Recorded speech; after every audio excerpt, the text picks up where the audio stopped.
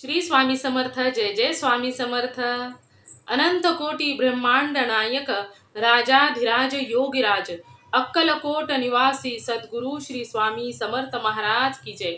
कसे आहात सर्व स्वामी भक्तांनो? तुम्ही सदैव आनंदी राहा हीच स्वामींच्या चरणी प्रार्थना।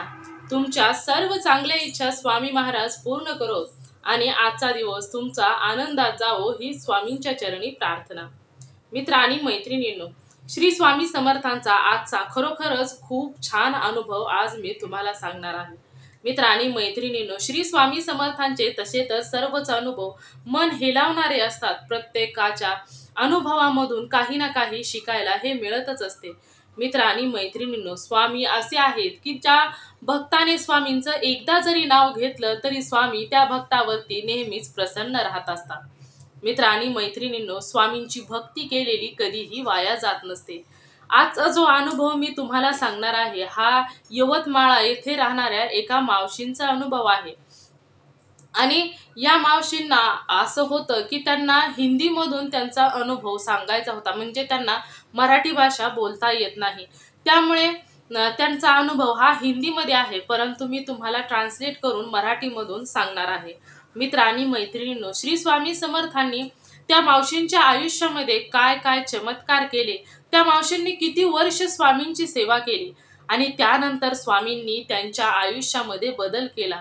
मित्र आणि मैत्रिणींनो, काही लोकांना असं वाटत असतं की मी भक्ती करायला सुरुवात करावी आणि स्वामींनी लगेचच माझ्यावरती प्रसन्न व्हावं, परंतु मित्र आणि मैत्रिणींनो, काही भोग असतात आपल्या कर्माचे। त्यामुळे आपल्या ज्यावेळेस आपण ईश्वराची भक्ती करायला सुरुवात करत असतो त्यावेळेस कधी कधी परीक्षा घेतली जात असते आणि त्याचबरोबर कधी कधी एवढी संकट येतात, एवढी दुःख येतात की कधी कधी असं वाटतं की खरोखरच आपल्यावरती संकट येणारच होती, तर मग सेवा करून काय फायदा। जे नशिबात आहे, जे भोग भोगायचे आहे ते तर भोगावेच लागणार आहेत, मग फायदा काहीच नाही। मग त्यापेक्षा कोणत्याही देवाची भक्ती नाही केलेली बरी। परंतु मित्र आणि मैत्रिणींनो, या मावशींच्या आयुष्यामध्ये देखील मावशींनी खूप वर्ष स्वामींची सेवा केली। मित्र आणि मैत्रिणींनो, त्यांच्या समाजामध्ये स्वामींची सेवा कोणीही करत नव्हतं, तर त्या दुर्गा लक्ष्मी मातेच्या त्या भक्त होत्या। त्यांच्या घरामध्ये देवीचं खूप मोठं स्थान होतं। तर मित्र आणि मैत्रिणींनो, त्या मावशींच्या आयुष्यामध्ये काय काय चमत्कार झाले आणि त्या मावशींनी किती वर्ष स्वामींची सेवा केली हे आजच्या व्हिडिओमध्ये आपण जाणून घेणार आहोत। त्या मावशींचा अनुभव त्या मावशींच्या शब्दामध्ये ऐकूया। चला तर मग मावशी सांगायला सुरुवात करतात। सर्वात प्रथम तुम्हा सर्वांना श्री स्वामी समर्थ। जय जय स्वामी समर्थ। माझ्या घरामध्ये माझ्या लग्नापासून दुर्गा देवीचे सर्वच लोक घरातील भक्ती करायचे। त्याचबरोबर माझ्या आई वडिलांच्या घरी देखील दुर्गा देवीचं खूप मोठं स्थान होतं, म्हणजे लहानपणापासूनच मी लक्ष्मी मातेचं पूजा करायची। आणि त्यानंतर असं झालं की माझ्या आयुष्यामध्ये माझं लग्न झाल्यानंतर मला 2 मुली आणि 1 मुलगा झाला। हळूहळू मुलं देखील मोठी होत गेली। मला स्वामींचा अनुभव कधी आला तर ज्यावेळेस माझी मोठी मुलगी लग्नाला आली तेव्हापासून माझ्या आयुष्यामध्ये स्वामींची एंट्री झाली। मित्र आणि मैत्रिणींनो, प्रत्येक आई वडिलांची एकच इच्छा असते की आपल्या मुलींना किंवा आपल्या मुलांचं चांगलं व्हावं, त्यांच्या आयुष्यामध्ये सर्व काही व्यवस्थित असावं। आणि त्यानंतर माझी मोठी मुलगी जी होती ती टीचर होती आणि त्यानंतर असं झालं की माझ्या घरामध्ये ज्या मोठ्या मुलीचं लग्न करायचं होतं त्यावेळेस तिच्या लग्नासाठी जेवढी स्थळं यायची तेवढ्या स्थळांमध्ये प्रत्येक वेळी असं व्हायचं की इंजिनियरच मुलं यायची आणि त्यानंतर त्यांची इच्छा अशी होती की त्यांना इंजिनियरच मुलगी हवी होती आणि त्या व्यतिरिक्त आमच्या घरामध्ये दुसरी कोणती स्थळं देखील येत नव्हती।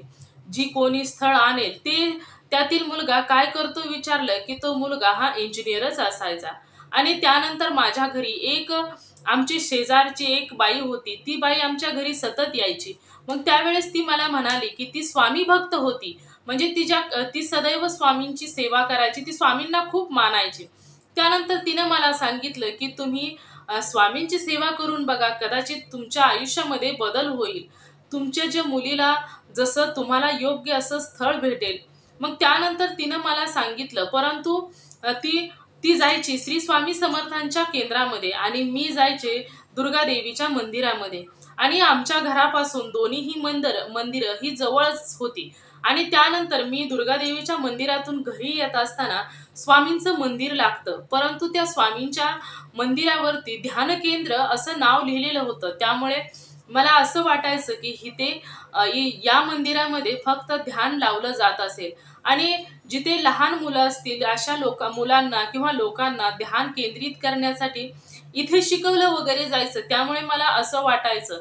आणि ज्यावेळेस मी दुर्गा देवीच्या मंदिरातून घरी यायचे, येत असतानाच ते ध्यान केंद्र लागायचं, त्यावेळेस मी बाहेरूनच हात जोडायचे आणि नंतर घरी यायचे. मी कधीच त्या मंदिरामध्ये जाऊन देखील पाहिलं नव्हतं की या मंदिरामध्ये काय आहे. आणि त्यानंतर असं झालं की ती जी आमच्या घरी येणारी बाई होती ती सतत आम्हाला सांगायची की तुम्ही स्वामींची भक्ती करा. माझ्या आयुष्यामध्ये ज्या वेळेस स्वामी आले तेव्हापासून माझ्या आयुष्यामध्ये कोणतीच अडचण दुःख राहिलेलं नाही. माझं सर्व काही व्यवस्थित झालं. त्याचबरोबर माझ्या मुलींचं देखील व्यवस्थित झालं. आणि तुम्ही एकदा स्वामींची सेवा करा आणि त्यानंतर तुमच्या आयुष्यामध्ये देखील स्वामींची चमत्कार तुम्हाला देखील पाहायला मिळतील. तर मी माझ्या आयुष्यामध्ये स्वामींची भक्ती 11 वर्ष केली. म्हणजे मी अजून देखील स्वामींची भक्ती करतच आहे. आणि त्यानंतर मला स्वामींच्या केंद्रामध्ये मी पहिल्यांदा गेले. तिथे गेल्यानंतर खूप बरं वाटलं, मनाला समाधान वाटलं. आणि त्यानंतर मी काही दिवस स्वामींच्या केंद्रामध्ये दररोज जाऊ लागले. एके दिवशी प्रश्न उत्तरांचा दिवस होता. त्यावेळेस मी माझ्या मुलीच्या लग्नासाठी योग्य वर मिळावा यासाठी प्रश्न उत्तर केली. त्यावेळेस मला सेवा मिळाल्या. आणि सेवा अशा होत्या की 11 माळेचा जप दररोज करायचा होता. स्वामींच्या केंद्रामध्ये जाऊन दररोज स्वामींचं दर्शन घ्यायचं होतं.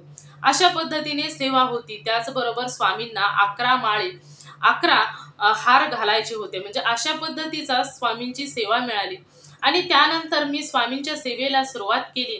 स्वामींची सेवा दररोज चालू होती. आणि सुरुवातीला मला असं वाटलं की 11 माळी जप करायचा म्हणजे हे खरोखरच खूप अवघड आहे. परंतु त्यावेळेस मला त्याच ताईंनी सांगितलं की अजिबात काही अवघड नाही, तुम्ही सुरुवात तर करा, तुमच्या आयुष्यामध्ये सर्व काही व्यवस्थित होईल. आणि त्यानंतर मी माझ्या स्वतःच्याच मनाला तयार केलं की आता आपल्याला स्वामींचे 11 माळी जप करायचे आहेत. आणि त्यानंतर मी स्वामींच्या 11 माळी जपाला सुरुवात केली. केंद्रामधूनच येताना स्वामींची एक छोटीशी प्रतिमा देखील घरी आणली. आणि त्यानंतर स्वामींच्या 11 माळेला जपाला सुरुवात केली. दररोज स्वामींच्या केंद्रामध्ये जायचे. आणि आमचं नशीब देखील खूप चांगलं होतं, कारण आमच्या घराच्या जवळच स्वामींचं केंद्र देखील होतं. आणि त्याचबरोबर कारण आम्ही यवतमाळ येथे राहतो आणि तेथेच आमच्या घराच्या शेजारी स्वामींचं केंद्र होतं. आणि त्याच्याच थोडं पुढं गेल्यानंतर दुर्गा मातेचं मंदिर होतं. त्यामुळे आम्ही दुर्गा मातेच्या मंदिरातून जरी येत असलो तरी त्यावेळेस स्वामींच्या केंद्रामध्ये जाण्यासाठी आम्हाला कोणत्याही प्रकारचा वेळ लागत नव्हता. आणि त्यानंतर स्वामींची सेवा चालू केली.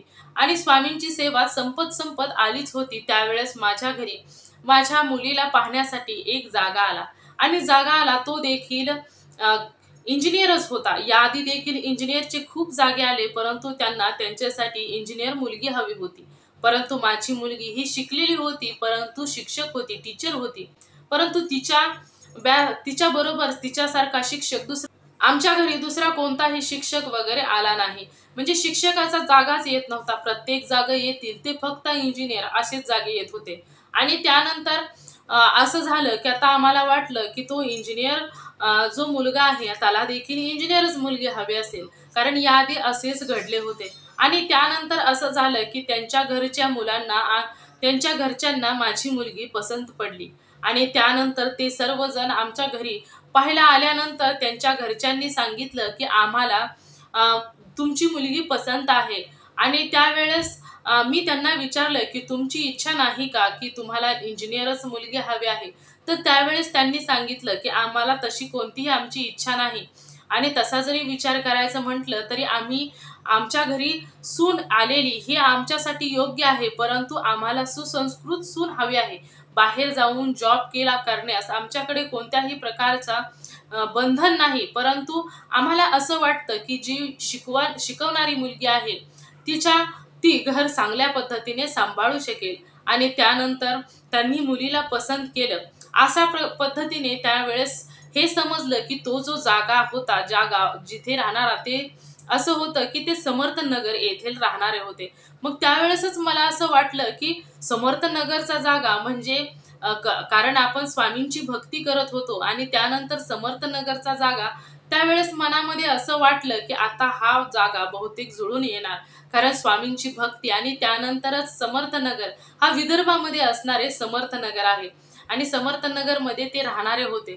त्यामुळे मला विश्वास झाला आणि त्यानंतर त्यांना देखील आमची मुलगी पसंत पडली आणि लग्न देखील झालं. हा होता तो पहिला माझा अनुभव होता. आणि त्यानंतर काय झालं की माझा दुसरा अनुभव हा आहे की ज्यावेळेस माझ्या आयुष्यामध्ये स्वामी आले, त्यावेळेस सुरुवातीला काही दिवस स्वामींनी मला कोणत्याही प्रकारची प्रचिती वगैरे दिली नाही. परंतु जेव्हा मला स्वामींची प्रचिती यायला सुरुवात झाली, तेव्हापासून मात्र स्वामींची प्रचिती येत गेली. स्वामी सदैव माझ्या बरोबर आले आणि त्यानंतर खूप छोटे मोठे अनुभव आले. परंतु सुरुवातीला ज्यावेळेस मी स्वामींच्या सेवेमध्ये आले, तेव्हापासूनच मला पहिला अनुभव हा माझ्या मोठ्या मुलीच्या लग्नाचा आला. आणि ते जे माझे मोठे जावई होते, त्यांचा स्वभाव देखील खूप चांगला आहे. ते समंजस आहेत आणि चांगल्या पद्धतीने समजून देखील संपूर्ण कुटुंबाला घेतात. आणि त्यानंतरचा माझा जो दुसरा अनुभव आहे, तो असा आहे की ज्यावेळेस माझ्या दुसऱ्या मुलीचं लग्न झालं आणि लग्न झाल्यानंतर काही वर्ष तर असं झालं की तिला प्रेग्नेन्सीच राहत नव्हती. मी स्वामींना सतत म्हणायचे, स्वामी काय हो, तिला एखादं मूल तरी द्या. किती दिवस झालं तिच्या लग्नाला, तिच्या मिस्टरांना म्हणजेच माझ्या 2 नंबरच्या जावयाला लहान मुलांची खूपच आवड आहे आणि तुम्ही म्हटलं की असं केलं. आणि त्यानंतर माझ्या मोठ्या मुलीला तुम्ही पटकन मुलगा दिला आणि पहिलाच मुलगा दिला. त्यानंतर तिचं आयुष्य सर्व काही सुखाचं झालं.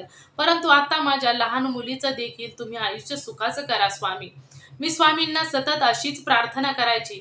परंतु त्यानंतर काही दिवसांनी माझ्या 2 नंबरच्या मुलीला देखील दिवस गेले. त्यानंतर घरामध्ये सर्वत्र आनंद पसरलेला होता. परंतु काय माहीत कोणास ठाऊक स्वामींना काय मंजूर होतं. काही दिवस झाल्यानंतरच तिचं मिसकॅरेज झालं. आता मिसकॅरेज झाल्यानंतर काय करावं काही सुचत नव्हतं. परंतु मनाला असं वाटलं की स्वामींनीच काहीतरी लीला केली असावी. काहीतरी आयुष्याचे भोग असतात, ते भोगावेच लागणार आहेत. त्यामुळे आपण काहीही करू शकत नाही. स्वामींना मी सतत म्हणायचे की स्वामी, तिच्या आयुष्यामध्ये एवढा त्रास का आहे? तिला लहान मुलाची अपेक्षा आहे आणि त्याचबरोबर तिचं ओटी भरून टाका तुम्ही, अशी माझी इच्छा आहे. आणि प्रत्येक आई-वडिलांची अशीच इच्छा असते की ज्यावेळेस लग्न होतं त्यावेळेस घरामध्ये लहान चिमुकलं बाळ यावं. आणि नेमकं याच पद्धतीने आम्ही सर्वजण आतुरतेने वाट पाहत होतो. परंतु काय झालं कोणास ठाऊक, दुसऱ्यांदा देखील दिवस गेले आणि त्यानंतर देखील काही दिवसानंतर ते देखील मिसकॅरेज झालं. त्यावेळेस मी स्वामींना सतत बोलायचे की स्वामी प्लीज तुम्ही असं काही करू नका. तिला खूप त्रास होत आहे, मला देखील खूप त्रास होत आहे. तुम्ही स्वामी तिची एवढीच इच्छा पूर्ण करा, माझी एवढी इच्छा पूर्ण करा की तिला एक बाळ होऊ द्या. आणि त्यानंतर स्वामींना सतत प्रार्थना करायची की तुम्ही स्वामी असं काही करू नका. स्वामी तिला खूप त्रास होत आहे, अशी स्वामींना सदैव प्रार्थना करायची. दवाखान्याचे रिपोर्ट वगैरे सर्व काही दवाखाने केले. दवाखान्याचे रिपोर्ट देखील दोघांचे हे नॉर्मलच येत होते. कोणताही प्रकारचा प्रॉब्लेम दोघांमध्येही नव्हता.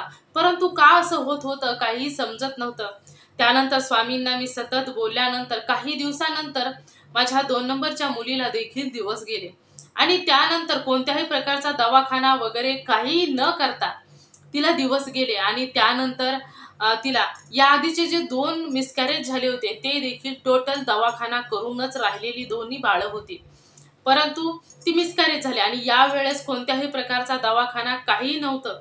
आणि त्यानंतर ती संपूर्ण दिवस पूर्ण बाळ एकदम नॉर्मल आणि ठणठणीत होतं. परंतु कधी-कधी काय व्हायचं की अचानकच बाळाची हालचाल थांबायची आणि बाळाची हालचाल थांबली की हिला असं वाटायचं, कारण तिचं 2 मिसकॅरेज झाले होते. त्यावेळेस तिला असं वाटायचं की बाळाला काही झालं की काय? आणि त्यानंतर दोन्हीही मुली माझ्या श्री स्वामी समर्थांच्या भक्त, त्या स्वामींची दोघीही सेवा करायच्या. आणि त्यानंतर मोठ्या मुलीचा मुलगा देखील स्वामींचं नाव घेऊ लागला. कारण आई-वडील जसं करतात त्याच पद्धतीने लहान मुलं देखील करत असतात. आणि माझ्या मोठ्या मुलीचा जो मुलगा होता तो आई सतत स्वामींचं नामस्मरण केलेलं पाहिलं की तो मुलगा देखील स्वामींचं नामस्मरण करायचा. आणि त्यानंतर माझी लहान मुलगी जी होती ती देखील स्वामींची भक्ती करायची. मग ती काय करायची की ज्यावेळेस तिच्या बाळाचं हलणं बंद व्हायचं पोटामध्ये, त्यावेळेस ती पोटावरती हात ठेवायची आणि तारक मंत्र म्हणायची. दुर्गा देवीचा देखील एक मंत्र म्हणायची आणि त्यावेळेस ती लगेचच हलायची. आणि ज्यावेळेस तिचं हलणं बंद व्हायचं त्यावेळेस ती आईला म्हणजे मला लगेच सांगायची की आई बघ बाळाचं हलणं बंद झालं आणि आता तू बघ गंमत, ज्यावेळेस मी स्वामींचा तारक मंत्र म्हणायला सुरुवात करते आणि दुर्गा देवीचा मंत्र म्हणते त्यावेळेस लगेचच बाळाची हालचाल चालू होते. अशा पद्धतीने आणि ज्यावेळेस ती मुलगी सुखरूप आणि नॉर्मल डिलिव्हरी अशा पद्धतीने ती मुलगी बाळ जन्मलं आणि मुलगी झाली. माझ्या 2 नंबरच्या मुलीला मुलगी झाली.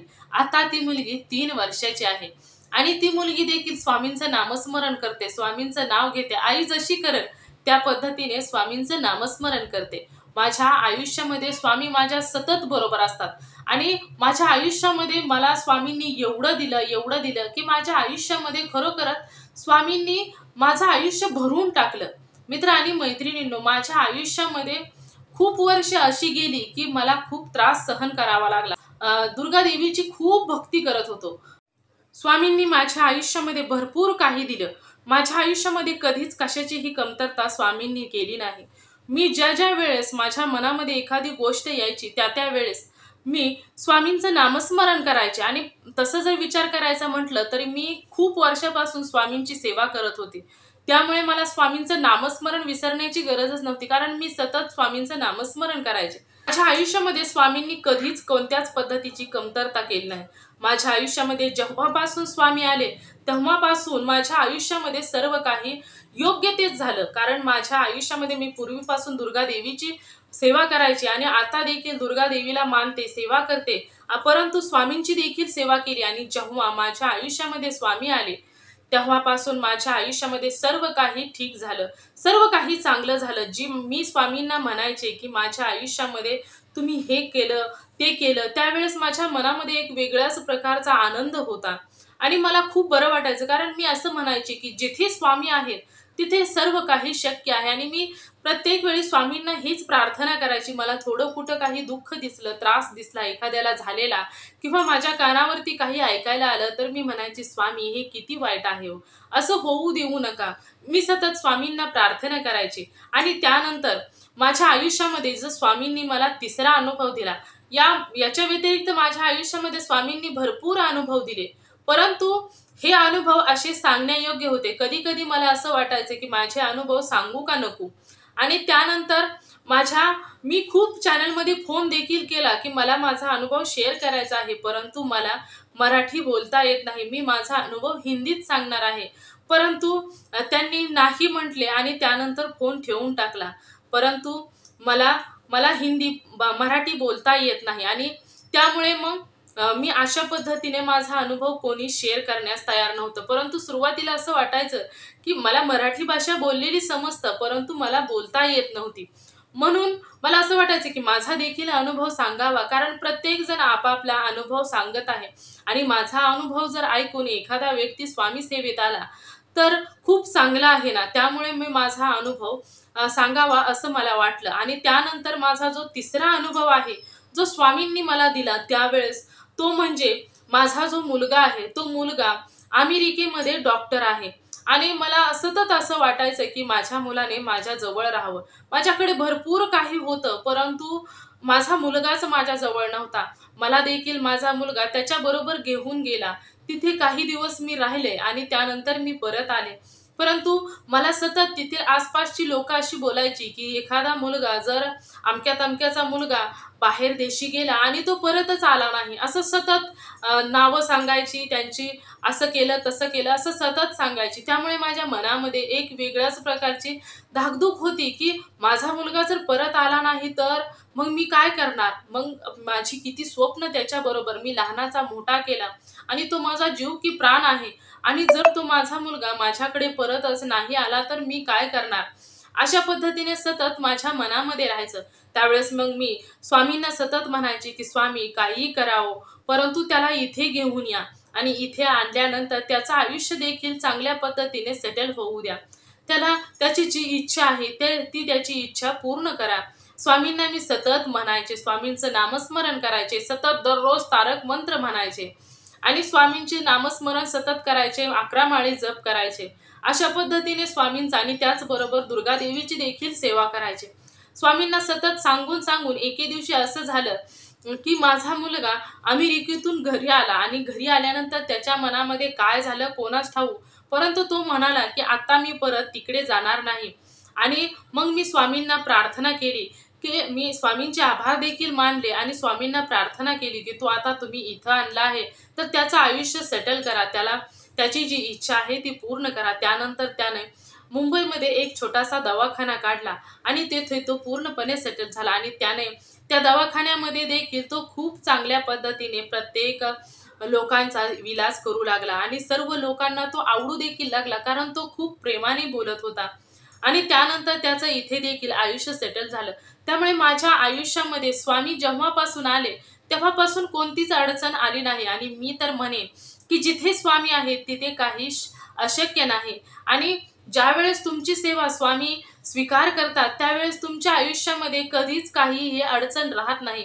तुमच्या प्रत्येक अडचणी स्वामींच्या होऊन जातात.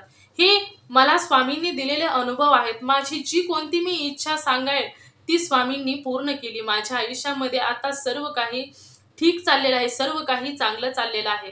आणि मी स्वामींना सतत प्रार्थना करते की सर्वांच्याच आयुष्यामध्ये, कोणाच्याच आयुष्यामध्ये कोणतीही अडचण दुःख येऊ देऊ नका.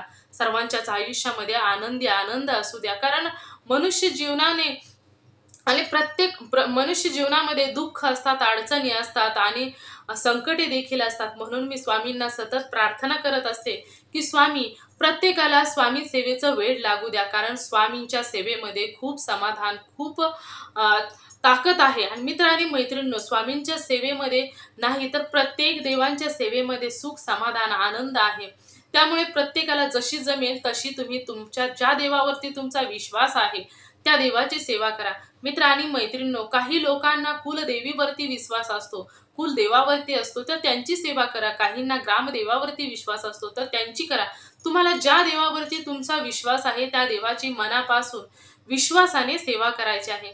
मित्र आणि मैत्रिणींनो, आयुष्यामध्ये या मावशींना ज्या पद्धतीचा अनुभव आला त्या पद्धतीने तुमच्या देखील आयुष्यामध्ये चमत्कार होऊ शकतात. मित्र आणि मैत्रिणींनो, सुरुवातीला तुम्ही सेवा करायला सुरुवात करा. निशंक मनाने, निर्भय मनाने सेवेला सुरुवात करा.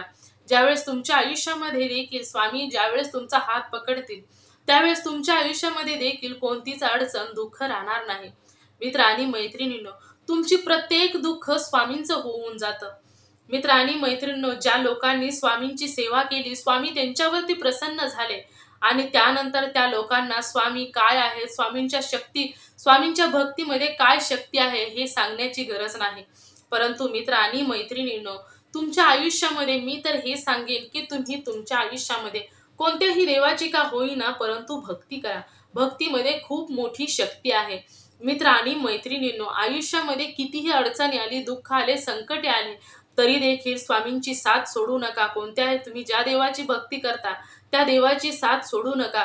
सतत त्या देवाला हाक मारा. मित्र आणि मैत्रिणींनो, ईश्वराची भक्ती करायला सुरुवात केली आणि अडचणी वाढू लागल्या म्हणून भक्ती करणं सोडून देऊ नका.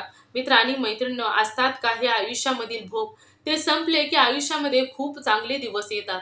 मित्र आणि मैत्रिणींनो, कोणताही देव आपल्या भक्ताला दुःखी ठेवू शकत नाही. त्यामुळे तुम्ही देवाची भक्ती करायची आहे, ईश्वराची, भगवंताची भक्ती करायची आहे.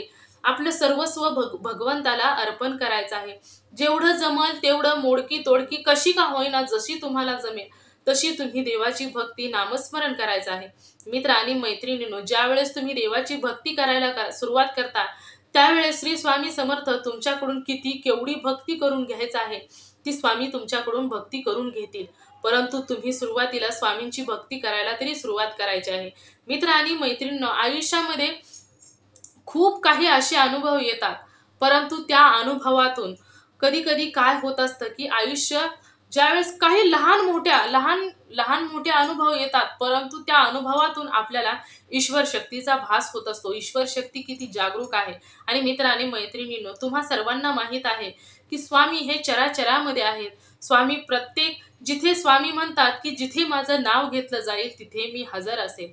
मित्र आणि मैत्रिणींनो, फक्त नाव घेताना मनापासून, मनोभावे, निशंक मनाने नाव घ्यायचं आहे आणि हक्काने स्वामींना आवाज द्यायचा आहे.